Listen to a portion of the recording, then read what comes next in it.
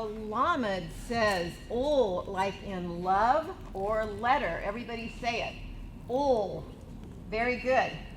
So we see that lamed is the tallest letter in the alphabet, and it's the only letter that rises above the midline, as you can see. And when you look in your Hebrew Bibles, you'll see lamed is the only letter sticking way up high.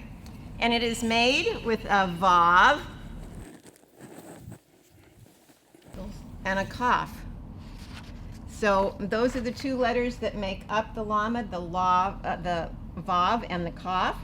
And if you change the order of the letters on either side of the lamed in the alphabet, you get the word melech. The mem, the lamed, and the final form of the kaf. Remember, this is the kaf, and it has this final form because the bottom curve straightens out. So here we have melech, and that is the king. And of course, lamed represents the shepherd king. If you take the gematria of the two letters that make up the lamed, you have the vav, which is 6, the kaf, which is 20, equaling 26.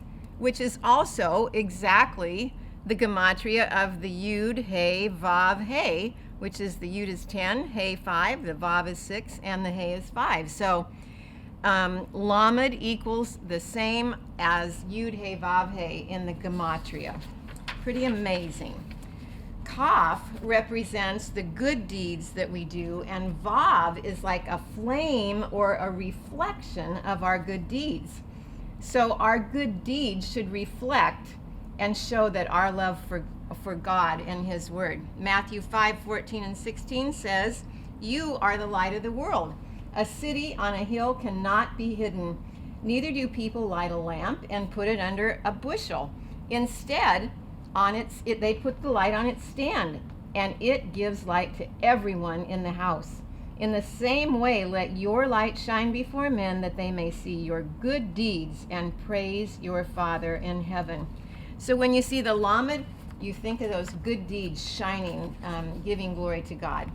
Now, lamed is one of those letters that becomes a prefix. And a prefix is something that you attach to the beginning of a word, and it adds meaning to the word.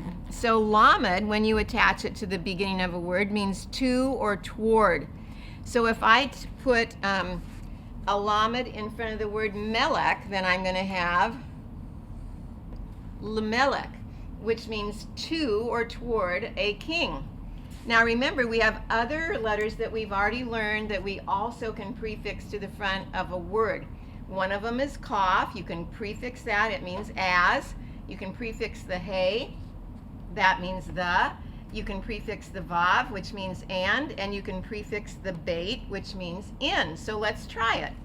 Let's say that I want to say the king. Which letter would I prefix to the word king? Hey, exactly. So it would look like this. So then we'd have hamelech. Then what if I wanted to say as a king? Which letter would I prefix to the word melech? Exactly, I would prefix the kaf. And now it would say kamelech, as a king. What if I wanted to say and a king? Which letter would I prefix? The vav. Excellent. So there we have the vav and a king, v'melech. And right on down the line, and as you see, we already did the lamed, meaning to or towards. So that's how the Hebrew language works. It's pretty fun, really. It's pretty amazing, really. So we haven't written the lamed yet. Let's try that all together. We're going to write the vav like a flame, and then we're going to write a kaf showing our good deeds, and it's all one stroke. So you come down and make the kaf. Down and make the kaf. So it's really a fun, beautiful letter to write. All right, let's do some reading. Let's just first review the vowel points. If I have a dot underneath the letter, it's going to say E. So the lamed says ol. The yud is silent in this case. And so what's this going to say? Li. And that means to me. So here we have the to or toward in a word. Now, okay, so now here the vowel point is above the lamed. Everybody see that? When you see that dot above a letter, it's going to say O, so you're going to say the sound of the letter first, lo. And that lo means no in Hebrew. You say it, you hear it a lot over there when you're in Israel.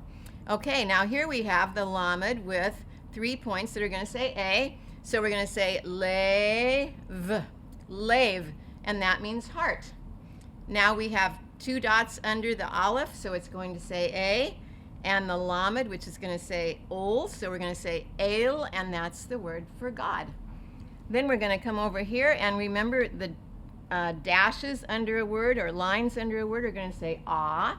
So we're going to have la med. You don't know the mem yet, but that makes an M sound, and that means to teach. And that's one of the meanings of the word lamed, to teach, because a shepherd teaches the flock where to go. So we have lamed. Here we have kala. Kala is to finish. Now we have ki-la. Ki-la is to cease. And here's a word you don't even need vowel points for. It's halal. And did you know that the meaning of your tongue is made to praise, and this is the word to praise. So lamed can also mean the tongue. And that's what the tongue is made for. The Lord repeats it twice for us in the word halal. So we'll be sure to remember that our tongues are made for praise, and that is our amazing lamed. Thank you for being here.